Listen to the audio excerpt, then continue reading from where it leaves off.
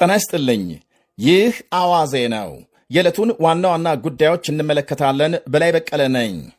ሳውዲ አረቢያ ወጪና ገቢ የአውሮፕላን በረራዎች ማቆሟን ስታስታውቅ ኦማን በኢራን ሚሳኤል ከተመታ ዕቃ ጫኝ መርከብ 24 ሰዎች ማዳኗ ይነገራል። ኢራን በዘጋችው የሆርሙዝ ባህር ወሽመጥ አቅራቢያ በመገኘቱ የተመታው ይኸው የኦማን መርከብ ሰራተኞች በሙሉ ለጥቂት መትረፋቸውን ዘገቦች አመልክተዋል።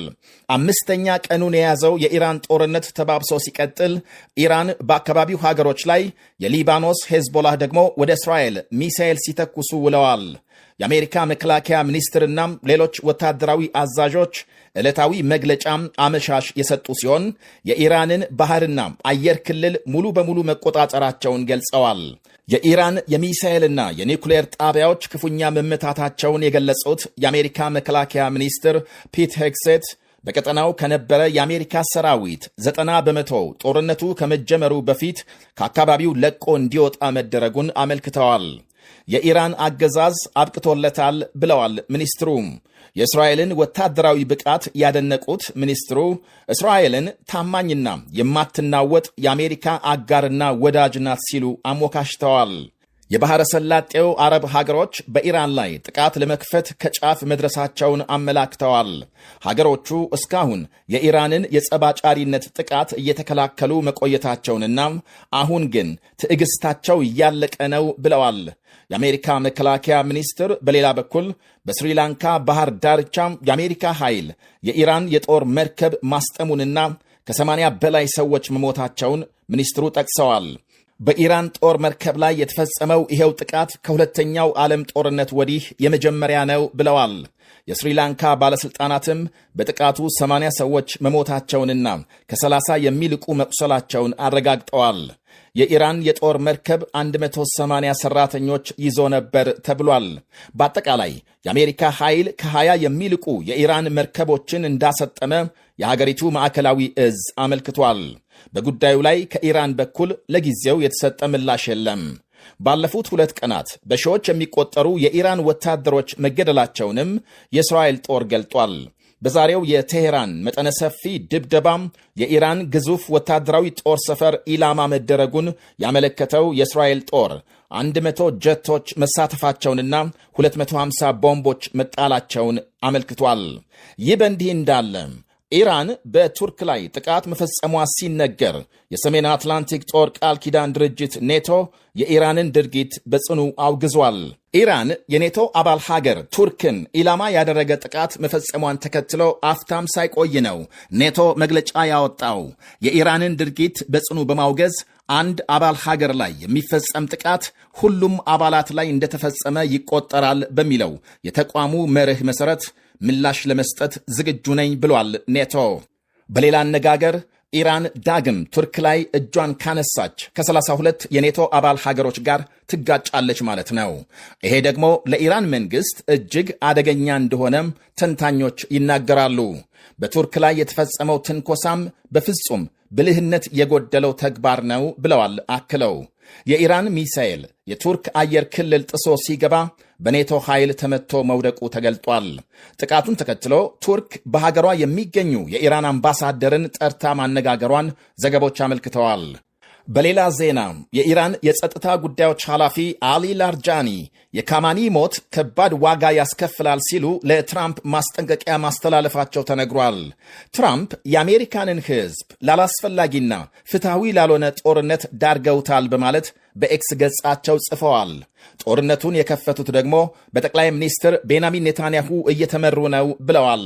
ታዲያም ትራምፕ አሜሪካ ወይስ እስራኤል ትቅደም ሊሉ ነው በቀጣይ ላርጃኒ ይጠይቃሉ። በተያያዘ የኢራን ፕሬዝዳንት ሀገራቸው አማራጭ ስላጣችና ራሷን ለመከላከል ስትል ወደ ጎረቤት ሀገራት ሚሳኤል መተኮሷን ገልጸዋል። ኢራን የጎረቤቶቿን ሉዓላዊነት እንደምታከብር የገለጹት ፕሬዝዳንቱ ሀገሮቹ ለአሜሪካ ድጋፍ ማድረጋቸው አግባብ አለመሆኑን በመቃወም ምላሽ መስጠታቸውን አመልክተዋል። ጀርመን በሌላ በኩል ማምሻውን ባወጣችው መግለጫም የመካከለኛው ምስራቅ ግጭቶች በወታደራዊ ኃይል ብቻም አይፈቱም ብላለች።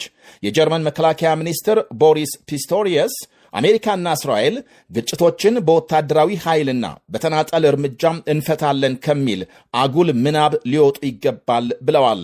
ሚኒስትሩ ለሀገራቸው ፓርላማ ባደረጉት ንግግር ወዳጆቻችን አሜሪካና እስራኤል የተለያዩ ስልቶችና አማራጮች እንዲከተሉ አጽንኦት ሰጥተን ነግረናቸዋል በማለት ገልጸዋል።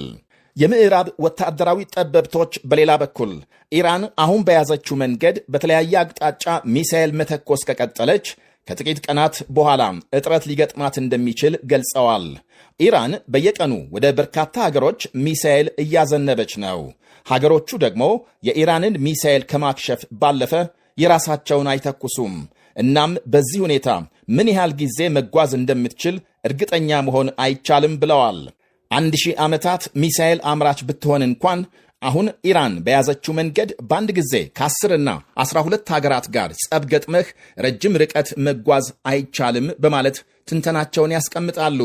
በዚህ ላይ መጣላት ከሌለባት ቱርክን ከመሰሉ የአካባቢው ተጽዕኖ ፈጣሪ ሀገሮች ጋር ግጭት ውስጥ ስትገባም ለእነ አሜሪካም ድጋፍ ለማግኘት አመቺ ሁኔታም ይፈጥርላቸዋል ባይ ናቸው።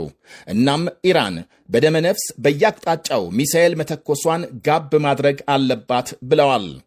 አሁን በደረሰ ዜና ማምሻውን 2 ሰዓት ገደማ በእስራኤል ቴል አቪቭ ከተማ የአደጋ ጊዜ ማስጠንቀቂያ ድምፅ መሰማቱን የሀገሪቱ መገናኛ ብዙሃን ዘግበዋል።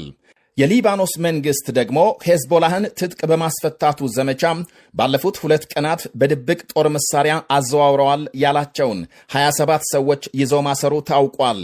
26 የሊባኖስና 1 ፍልስጤማዊ ናቸው የተያዙት። የሊባኖስ መንግሥት ሄዝቦላህ ወታደራዊ እንቅስቃሴ እንዳያደርግ ባለፈው ሰኞ በይፋ ማገዱ ይታወሳል። በሊባኖስ የምትፈጽመውን ድብደባ አጠናክራ የቀጠለችው እስራኤል ቤይሩት የሚገኘውን የኢራን ኤምባሲ ከመታች በመላው ዓለም ያሉ የእስራኤል ኤምባሲዎችን ኢላማ እንደምታደርግ ቴሄራን ማስጠንቀቋ ታውቋል። የሊባኖስ ሄዝቦላህ ዛሬም በሰሜናዊ እስራኤል ሮኬት ተኩሶ በርካታ መኖሪያ ቤቶች ማውደሙንና ቁጥራቸው በውል ያልታወቀ ሰዎች ተጎድተው ሆስፒታል መግባታቸውን ዘገቦች አመልክተዋል። ሄዝቦላህ ባሰራጨው አንድ መግለጫም በእስራኤል ሃይፋ ከተማ የድሮን ጥቃት ዛሬ እኩለ ቀን መፈጸሙን ገልጧል። የእስራኤል ጦር በበኩሉ ጥቃቱን እንዳከሸፈ የገለጸ ሲሆን በሄዝቦላህ ይዞታዎች ላይ ጥቃት አጠናክሮ መቀጠሉን ይፋ አድርጓል። ዛሬ ሊፈጸም የነበረም የአሊ ካማኒ ቀብር ስነ ስርዓት ባልታወቀ ምክንያት ወደ ሌላ ጊዜ መሸጋገሩን የቴሄራን ባለሥልጣናት ገልጸዋል። ማምሻውን በተሰማ መረጃ ደግሞ በመላው ኢራቅ ኤሌክትሪክ መቋረጡን የሀገሪቱ መንግሥት አስታውቋል። ዋነኛ የኃይል ማሰራጫ ጣቢያም እክል ስለገጠመው በመላው ኢራቅ ኤሌክትሪክ መቋረጡን ከመግለጽ ውጪ ምክንያቱን ይፋ አላደረገም። መገናኛ ብዙሃን ግን የኃይል ማሰራጫው በኢራን ሚሳኤል ሳይመታ እንዳልቀረ ገምተዋል።